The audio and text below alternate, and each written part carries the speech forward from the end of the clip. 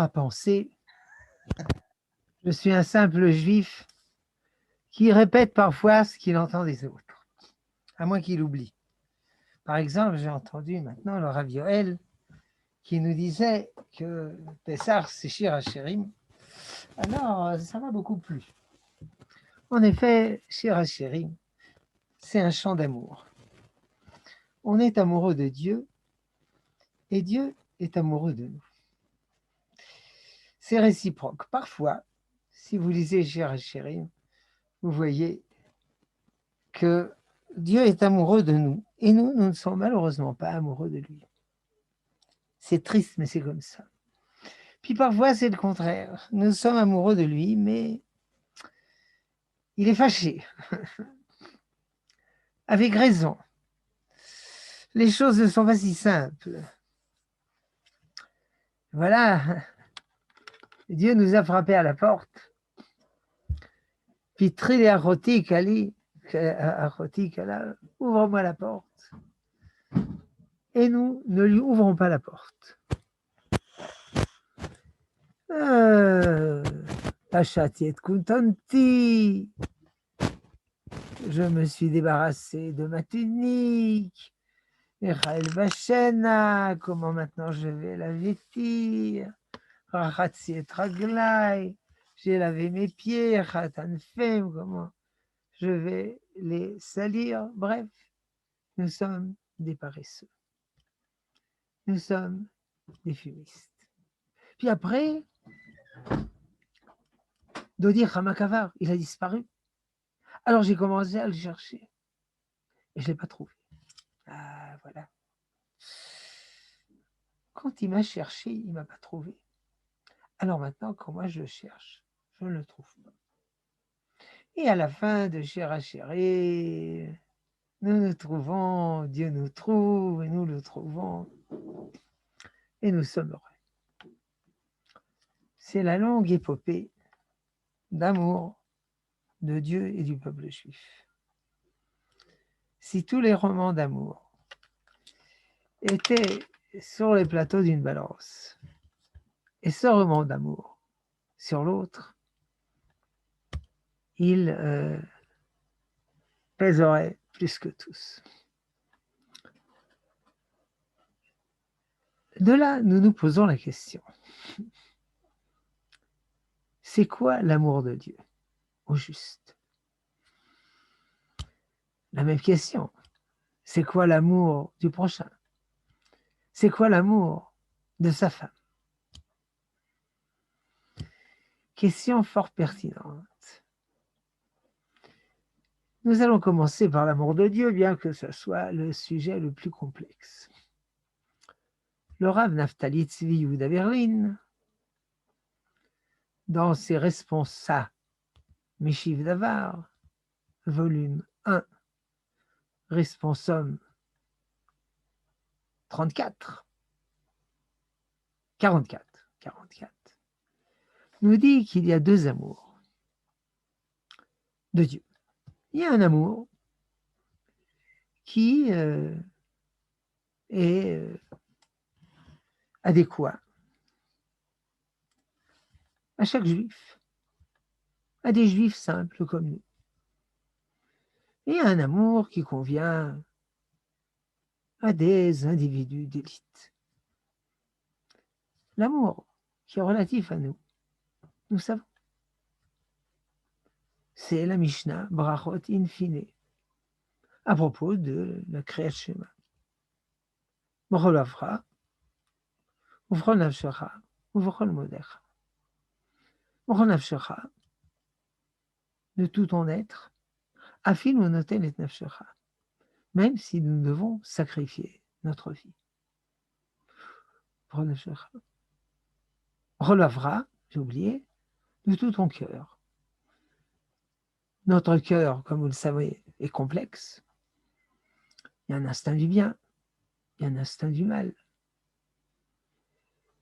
Et il faut l'aimer par l'instinct du bien, autrement dit, faire ce qui est bien. Et surmonter l'instinct du mal. Ce qui n'est pas facile.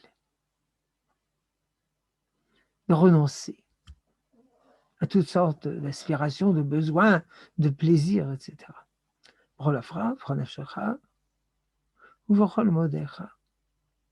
De tout ton argent.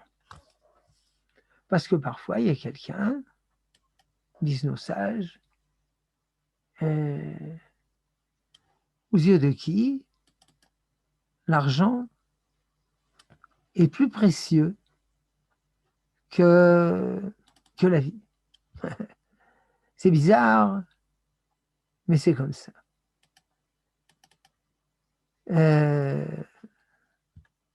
Donc, il est prêt à surmonter Dieu, à aimer Dieu de tout son argent.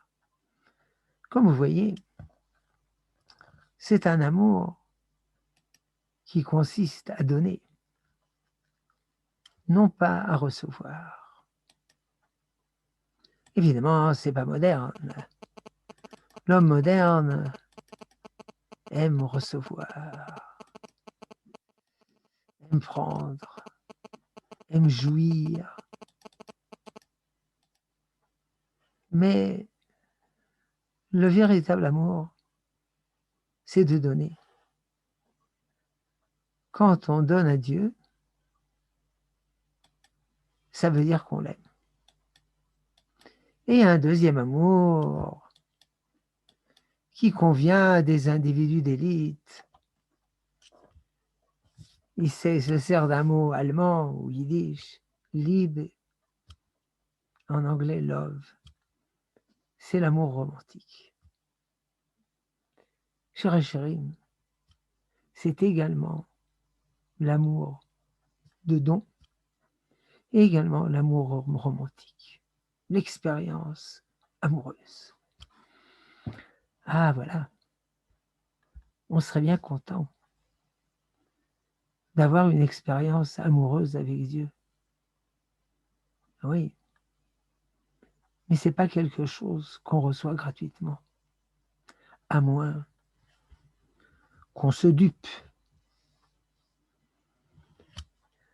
à moins qu'on se trompe,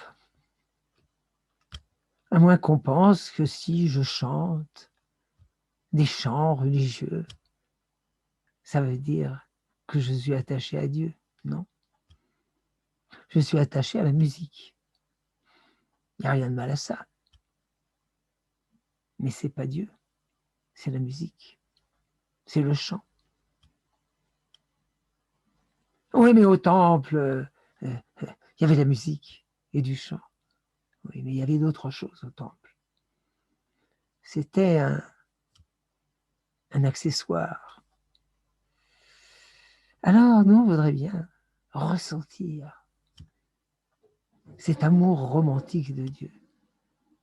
Mais ça, on ne le reçoit pas gratuitement. Au départ, comme nous l'avons dit, c'est un amour de don. De tout ton cœur, de tout ton âme et de tout ton pouvoir.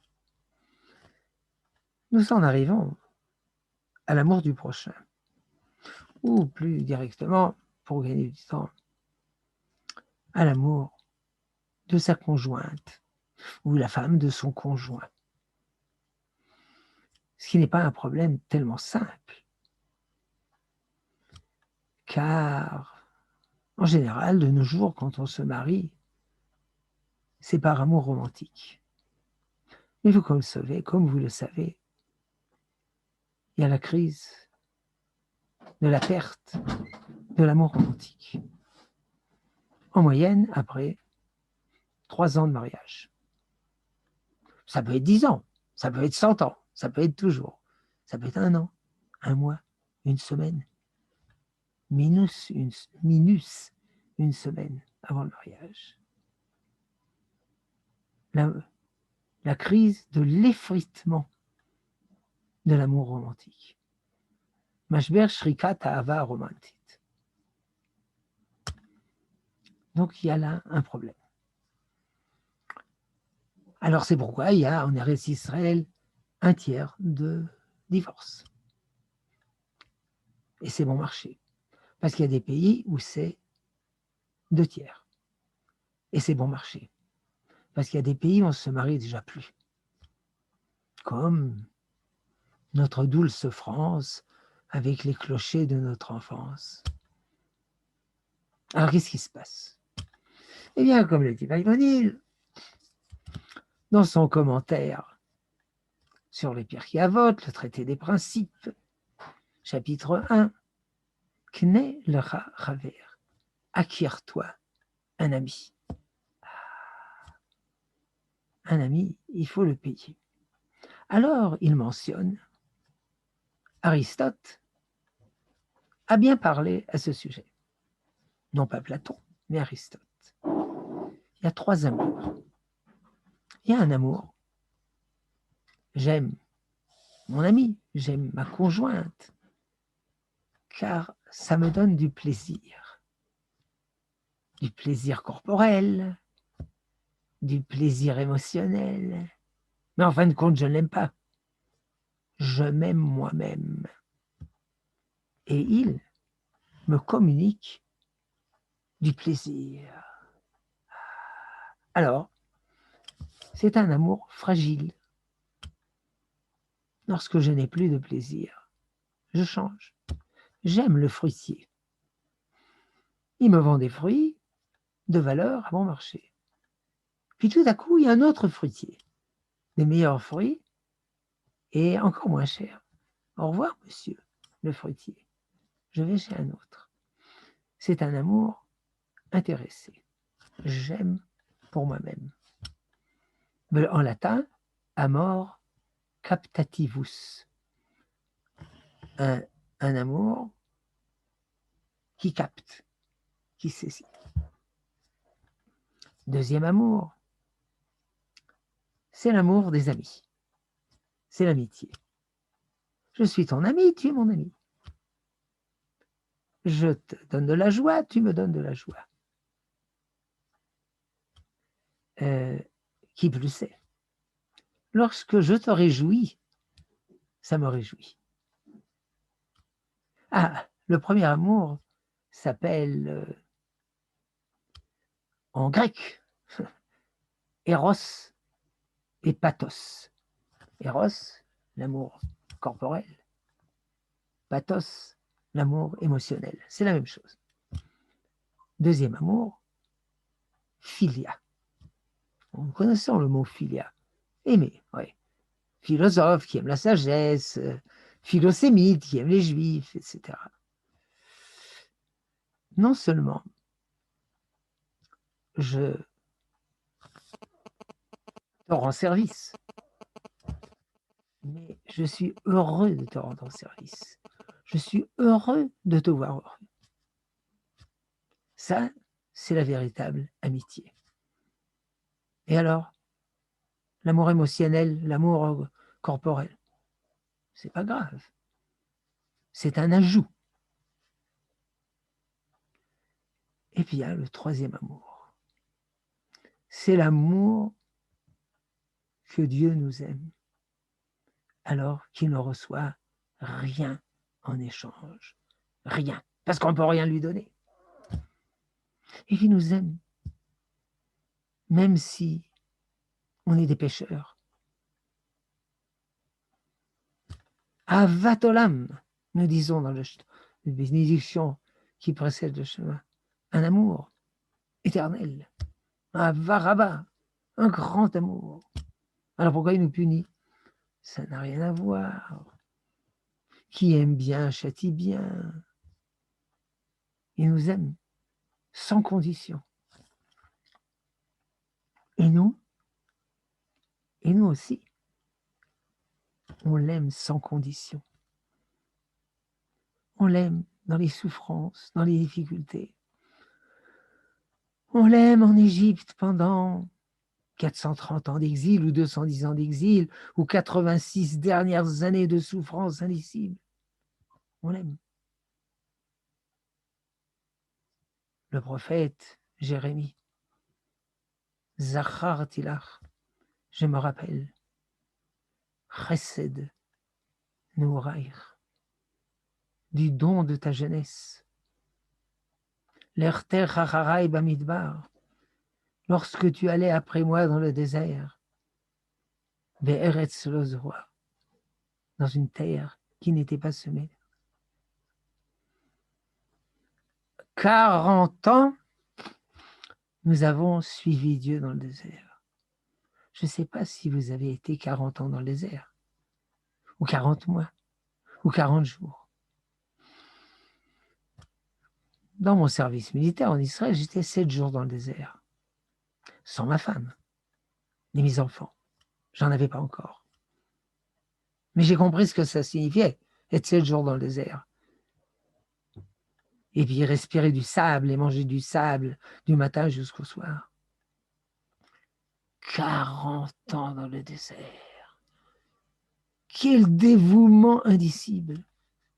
Oui, mais il y avait des petits problèmes. Il y avait la faute du veau d'or, la faute... Oui. Rabbi Yehuda Levi écrit dans son livre du Kuzari. Ah, heureux l'homme dont les péchés peuvent se compter.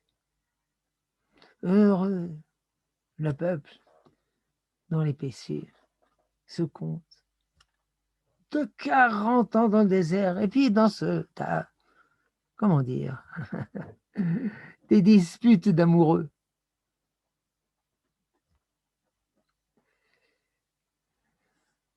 Et alors, ce troisième amour,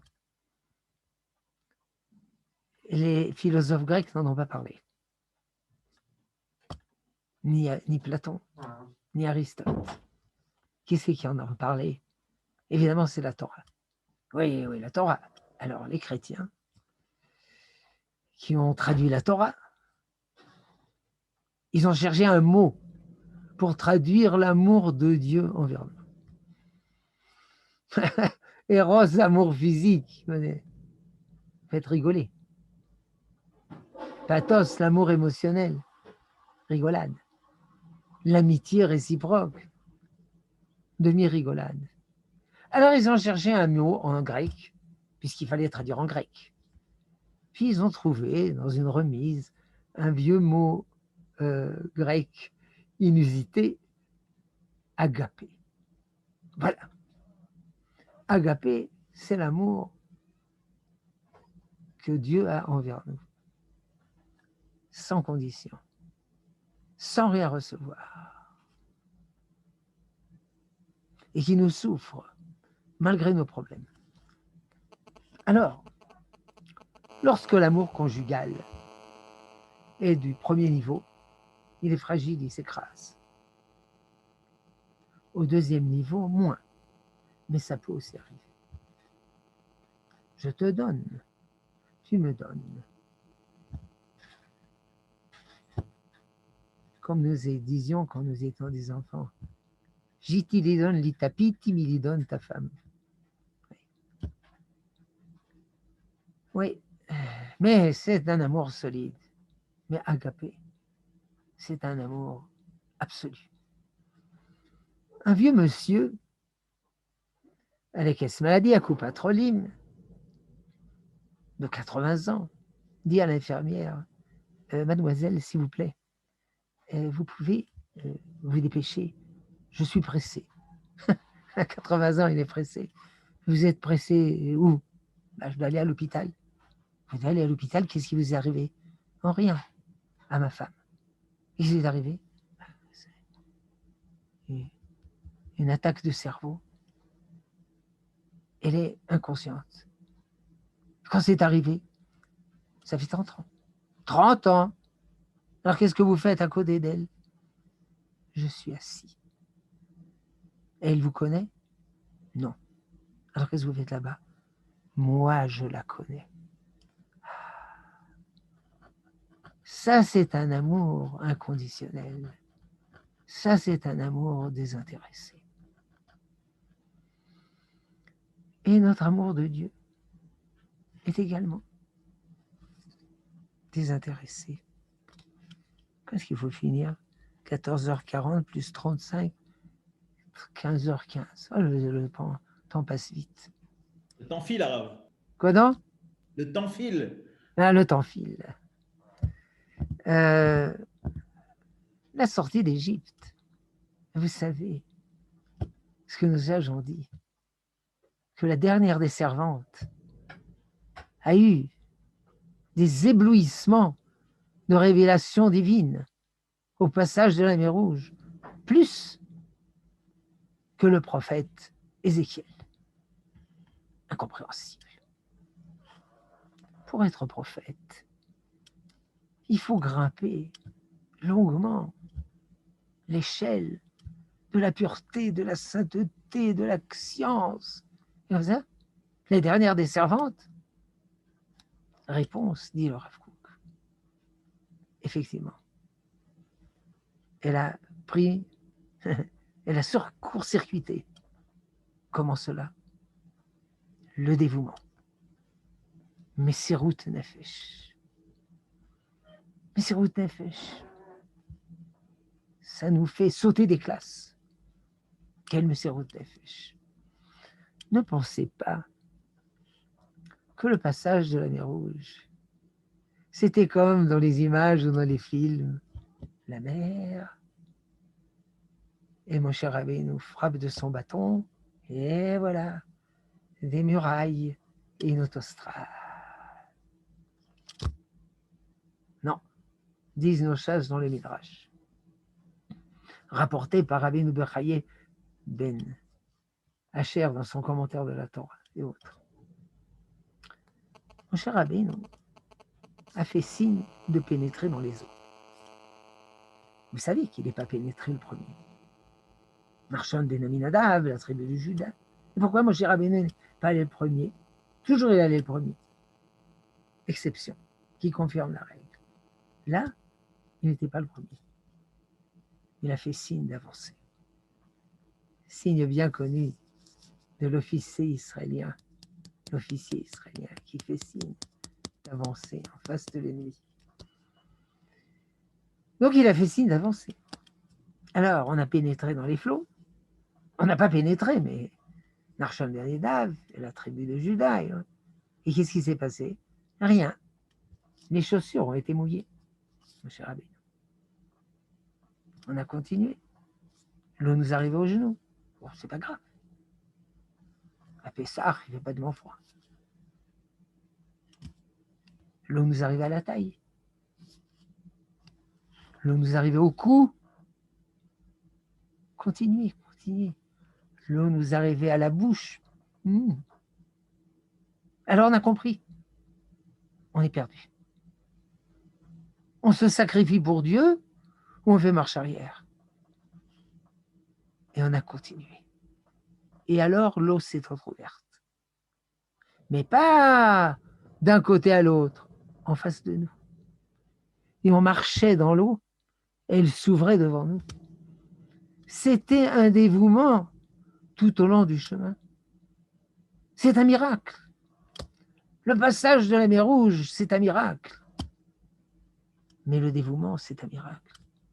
Le premier, c'est un miracle de l'ordre de la physique. Le second, c'est un miracle de l'ordre de la psychologie. Peut-être que c'est un plus grand miracle.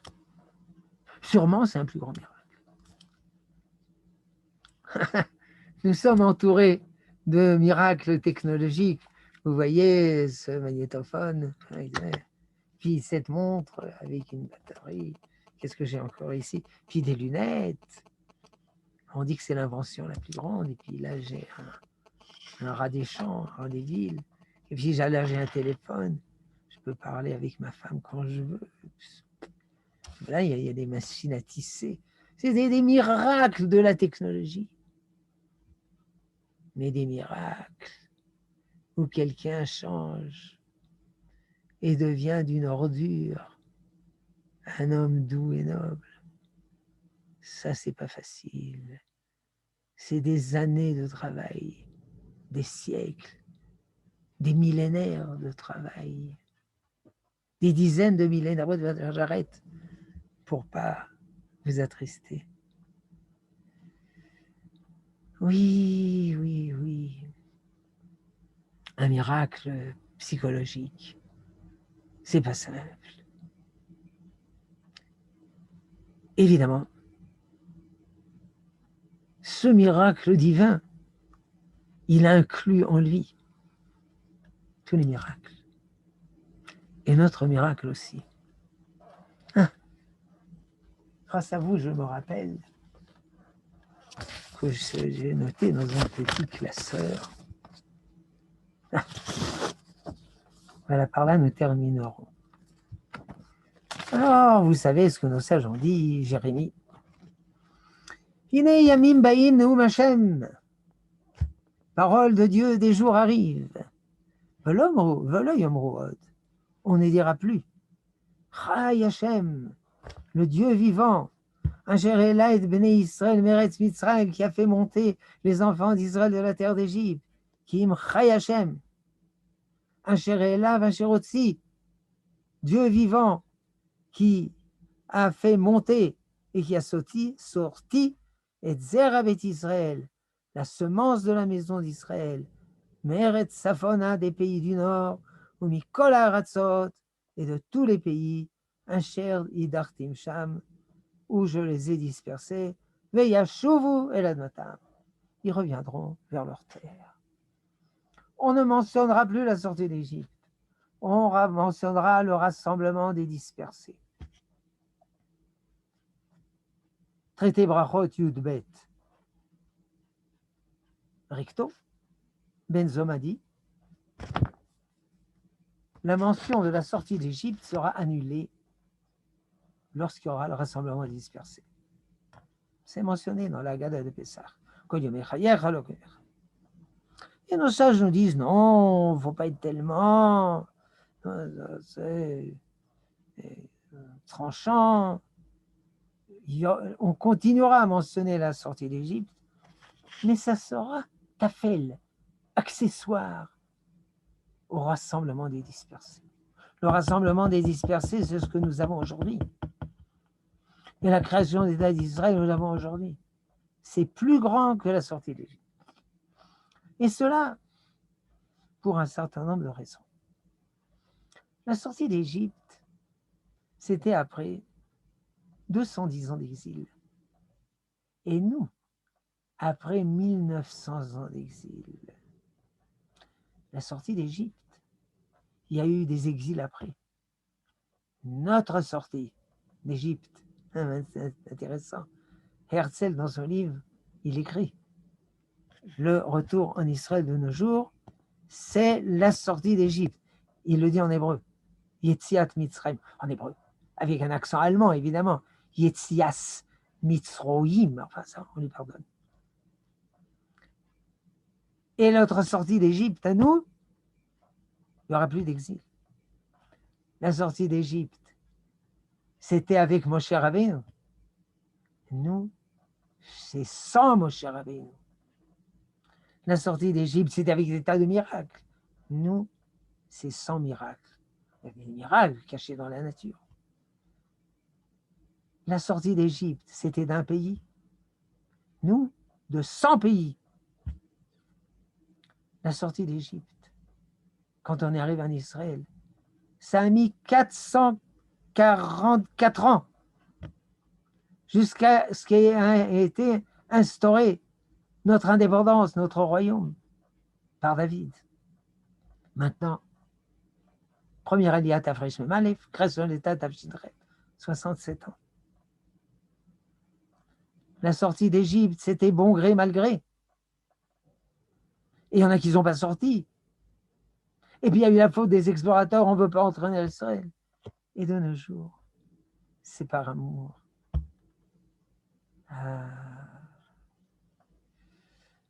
Bref, puis quand on est arrivé en Israël, il n'y a qu'un pays qui a reconnu que c'était à nous. Le Girgachit, il est parti. De nos jours, sans raison logique, les États d'Arabes ont quitté la terre d'Israël. C'est un miracle plus grand. D'abord, avant, j'ai mentionné, sans Moshe Rabbeinu. Vous savez, il y a des gens qui disent, ah là là là là, la vie n'est pas facile. Nous n'avons pas de chef. de leadership. Le gouvernement, il s'embrouille, il y a des élections toutes les 5 minutes, ils n'arrivent pas. Nous sommes perdus. Nous sommes un troupeau sans berger. Réponse, oui. Nous sommes un troupeau sans berger. Et ce troupeau sans berger, il est bon, hein? Il a fait des tas de trucs. Sans berger. Sans berger, la construction de la terre. Sans berger, le retour à Sion. Sans berger, la création de l'État d'Israël. Sans berger, les guerres d'Israël. Sans berger, le retour de la Torah en Israël. Hein? On est bon sans berger. Et quand le berger viendra, ça sera très intéressant. C'est pas moi qui ai inventé ça. C'est Rachi. Psaume 70, verset Aleph. L'Amnatser de David et l'Azkir. Cantique pour David, pour rappeler. Rappeler quoi à qui? Rappeler. Eh bien, c'est la parabole. Le roi était en colère. Il a détruit la bergerie. Il a chassé le berger. Il a chassé les troupeaux. Puis après, le roi a décidé que ça suffisait. Il a reconstruit la bergerie et il a ramené le troupeau. Alors le berger, entre parenthèses David, entre parenthèses le Messie, le berger dit, et moi, on m'a oublié? Non, lui dit le roi, l'Askir, nous nous rappellerons de toi. Le berger viendra. Mais en attendant, il y a des choses qu'on peut faire sans berger. Et on le fait. Et on le fait bien. Kol hakavod, à nous, les moutons sans berger. Quand j'étais petit, j'ai vu un film, dessin animé de Walt Disney, The Chippy Lion, le lion moutonneux, le lion mouton. Alors, il y a un lion, je sais pas quoi, il a été perdu, et puis il est élevé par des moutons, alors il se conduit comme un mouton raté, comme un bélier raté, etc. Bref, un enfant raté. Puis un jour, le loup arrive, alors le troupeau s'enfuit, mais il arrive à coincer une chèvre ou une brebis, qui est justement la mère adoptive de ce lion. Et tous les tremblent de peur, et tout à coup il se rappelle qu'il est un lion, il se jette sur le loup et le met en pièces et est ramené en village sur les épaules. Alors pendant 2000 ans, on était des moutons, on a oublié qu'on était un lion, et maintenant on est à nouveau des lions, Dieu soit loué. Oui, disent nos sages, le peuple juif, Kifsa ben Jivim Zevim, une brebis au sein de 70 loups. Et on est encore vivant. Ah ouais, mais les loups nous ont mordus, nous ont saigné, nous ont déchiquetés, nous ont brisé les os. Et maintenant, la brebis, elle s'est acheté un fusil. Et quand le loup vient manger la chèvre de Monsieur Seguin, la chèvre lui tire dessus. Alors le loup dit hey, c'était pas le scénario prévu. Eh oui, le metteur en scène a changé le scénario. Dieu soit loué. On fait du bon travail. Alors, Radgadia, le mouton, l'agneau qu'avait acheté mon père, maintenant l'agneau qui s'y frotte, s'y pique. Dieu soit loué. Nous avons une nouvelle sortie d'Égypte. Que Dieu nous bénisse, que Dieu vous bénisse, que Dieu bénisse tout le peuple juif. Shalom. תודה רבה הרב. תודה רבה הרב. On vous enverra le lien de l'enregistrement du cours, Kamouvan. Je vous envoie dans le chat les WhatsApp pour récupérer les cours du Rav Avéner. תודה רבה הרב. Vechag Ah, vous pouvez m'envoyer ce cours par mail. par Avec, mail, parce que moi, je ne sais pas me servir de cet appareil. avec plaisir, Rav. Et on attend le Rav Fison qui va arriver incessamment sous peu. Voilà. À tout de suite. Alors, Viner, vous voulez que je vous retire du Zoom ou vous voulez rester? Non, je me repose.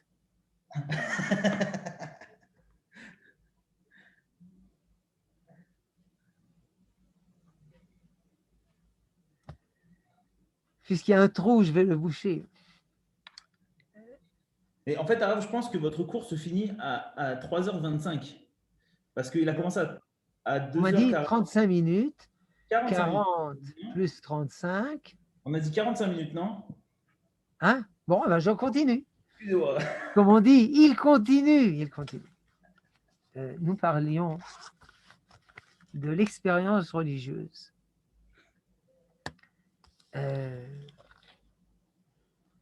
Sans dévouement pour Dieu. Les idolâtres y traversaient beaucoup d'expériences religieuses. Ils dansaient autour du feu, ils rentraient en extase, ils fumaient des stupéfiants, etc. Ils dansaient de musique saccadée qui après arrivait en Amérique, de jazz, New Orleans, etc. Mais c'était vide. Alors, dans l'Extrême-Orient, les bouddhistes, on dit, ah oui, c'est vide. La vie est vide. La vie, c'est un désespoir. Elle tourne en rond. Rien ne progresse. Et alors, l'astuce chrétienne. Les chrétiens ont dit la chose suivante. La Torah, les mitzvot, annulées. Ah, vive les chrétiens.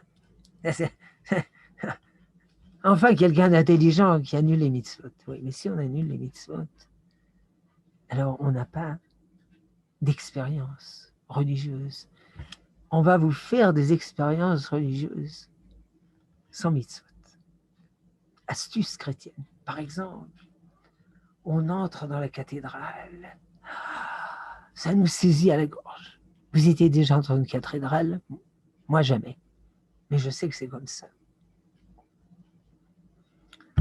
C'est une architecture invraisemblable. Il y a des cathédrales. Ça a mis 50 ans à les construire. Y compris la cathédrale de Notre-Dame, qui est montée dans les flammes. Quand ça s'est passé, j'ai écrit. Et vous savez ce qui s'est passé en face de la cathédrale? Non. On nous a brûlé le Talmud, là-bas, au taux d'affaire. Intéressant. J'ai écrit ça. J'ai été attaqué par les chrétiens. Je ne sais pas quoi ils m'attaquent. C'est un fait historique. Ah, j'ai oublié. Et quand le Talmud a été brûlé en face de Notre-Dame, les sages ont dit, ils le payeront. C'est eux qui sont brûlés. Ça veut dire que c'est les rabbins français il y a 800 ans, je ne sais pas combien. 700 ans. Alors, et puis dans la cathédrale, il y a un ougave. Comment on dit ougave? J'ai oublié. Un orgue. Une orgue. Et puis il y a une chorale. Et puis il y a des chants. Et toutes sortes de cultes, etc. Mais sans dévouement à Dieu. C'est une astuce chrétienne. Nous la mentionnons parce que elle pénètre chez nous par l'intérim occidental. Les gens recherchent Chavaya, une expérience religieuse. Ils recherchent aussi une expérience dans le mariage. Bon, mais aucun problème. C'est autorisé. Mais on ne peut pas construire le mariage sur ça. mais sur des devoirs réciproques. Et lorsqu'on aime quelqu'un, lorsqu'on se dévoue pour quelqu'un, on l'aime. Quand j'étais petit, une fois, j'ai lu une brochure, ce qui s'appelait le théâtre de vaudeville, théâtre facile. Alors, il y a un jeune homme, il aime une jeune fille, mais son père n'est pas d'accord, le père de la jeune fille. Alors, le jeune homme prépare une astuce, il paye à des tueurs qui se jettent sur le père, et au dernier moment, le fils, le jeune homme intervient, lutte de toute sa force et met en déroute les tueurs. Alors évidemment, le père a une grande dette de reconnaissance et il accepte de lui donner sa fille. Pas toujours comme ça. Il n'y a pas toujours de la reconnaissance envers celui qui m'a rendu service. Parfois, il y a la haine, il y a un problème psychologique, la haine. Alors, le jeune homme, il a une autre astuce. Il loue quelques tueurs qui se jettent sur lui. Et justement, le père arrive et combat et sauve le jeune homme. Ayant sauvé le jeune homme, il l'aime beaucoup. Alors, il lui donne sa fille. Évidemment, c'est de la psychologie de 100 sous, mais il y a aussi là-dedans une étincelle de vérité. Bref, quand on se dévoue pour quelqu'un, on l'aime. Et puis, vous savez que ça existe sur Terre. Chez qui? Chez la mère, qui aime l'embryon qui existe dans ses entrailles. Alors elle est prête à avoir des enfants, bien que parfois la naissance soit pénible. Et puis après, elle l'allaite, bien que ça soit difficile. Mais elle se dévoue. Plus elle se dévoue, plus elle l'aime. Plus elle l'aime, plus elle se dévoue. Et le père, c'est pas comme ça. Et les hommes ici m'excuseront, mais c'est pas comme ça. L'homme dit à sa femme, Célestine, oui, ton gosse, il pleure au milieu de la nuit. Ah, ton gosse. C'est pas son gosse à lui. Oh là, un peu moins, parce qu'il ne s'est pas dévoué. Et la mère, elle se dévoue. Donc, cet amour inconditionnel, nous le trouvons chez la mère. Alors, le père, eh ben, il n'a qu'à l'apprendre de sa douce moitié. Bien. Alors, voilà un chiour plus un ajout pour... Merci pour l'ajout. La toast est faite. Et on attend le Rav Fison, je viens de l'avoir au téléphone, il arrive incessamment sous peu pour le dernier cours de cette journée en partenariat avec l'association L'Île Mode. Si vous avez des questions pour le Rav Wiener, c'est le moment, monsieur. Ah oui, vous pouvez poser des questions, me mettre à la question. Vous pouvez poser des questions par chat. Il y en a beaucoup de chats, il y en a 33. Exa, d'où le départ des élèves de la yeshiva de Rabbi Yechiel de Paris vers la Terre Sainte. C'est vrai. Et Rabbi Jonathan, le prêtre de Lunil, à savoir de Lunéville. Oui. Pas au même endroit, il y a la Seine entre les deux places. Ah. Bon à savoir. La brûlerie du Talmud, mais le brûlement. Il a raison.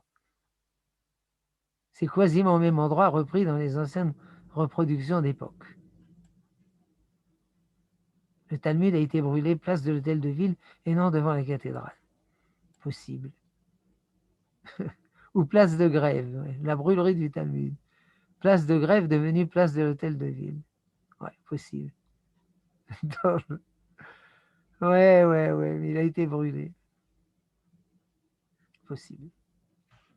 Je viens d'allumer les micros pour ceux qui veulent parler au Rav, de poser une question. Vous pouvez allumer votre microphone et poser une question au Rav Wiener le temps que le Rav Fison arrive. Les Ashkenazim ont la montre et les Sfaradim ont le temps. Ouais. Bien joué.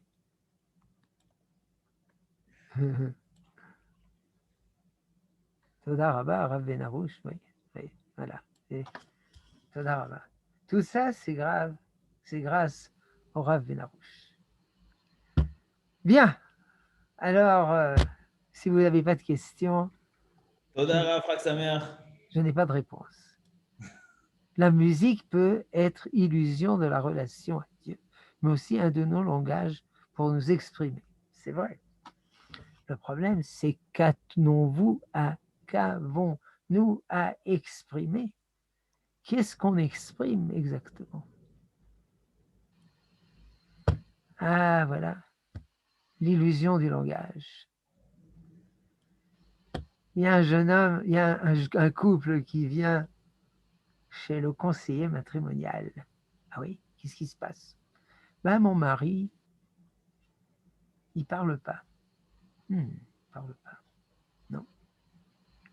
Pourquoi vous ne parlez pas? Quand je rentre à la maison, je fais la vaisselle, je lave le parquet. Ah oui, oui, oui. Le mari dit, c'est pas vrai qu'on ne parle pas. Ce matin, je lui ai demandé, est-ce que tu as préparé un sandwich pour Yossi? Ah, c'est pas parler. Il me dit jamais je t'aime. Il dit, voilà. Quand je rentre à la maison, je lave le parquet, je fais la vaisselle, j'arrange la maison. C'est ma façon de dire je t'aime. Ah. Alors, cher monsieur, apprenez quand même à parler. Et vous, chère madame, apprenez à comprendre son langage. Ça aussi, c'est un langage. Dire je vous aime, c'est pas difficile. Voir le début des Misérables de Victor Hugo, c'est facile. Illusion du langage, sujet intéressant à développer. Bon. J'ai donné un exemple, l'illusion du langage. Oui. Toda Rabba. Postmodernisme, ce qui est appelé French philosophy par les Américains. Bien, shalom. Toda Rav. Toda Rabba Mamash. Et Shalom au Rav Etan Fison. Rav Etan. Shalom Rav Fison, rallume ta vidéo. Il a un problème de connexion. On l'a vu il y a 2 secondes. Ah, on voit apparaître. Voilà. C'est bon? Shalom à Rav Fison. Johan, je vous laisse introduire. Et Rav Etan Fison. Rav Fison, il est Rav de la communauté Shorashim à Jérusalem, et également guide. Tu as repris les chemins d'Israël, Etan? Oula, doucement, doucement. Au Hachem, tu es toujours avec nous en Zoom, avec Orad Vekelim et Lilouad. On est très heureux. Tu as décidé de nous parler aujourd'hui d'un point très intéressant, puisque tu vas nous parler du chant de Shabbat et du chant de Pessah. Des Chavod, C'est parti. Hop là. Yofi,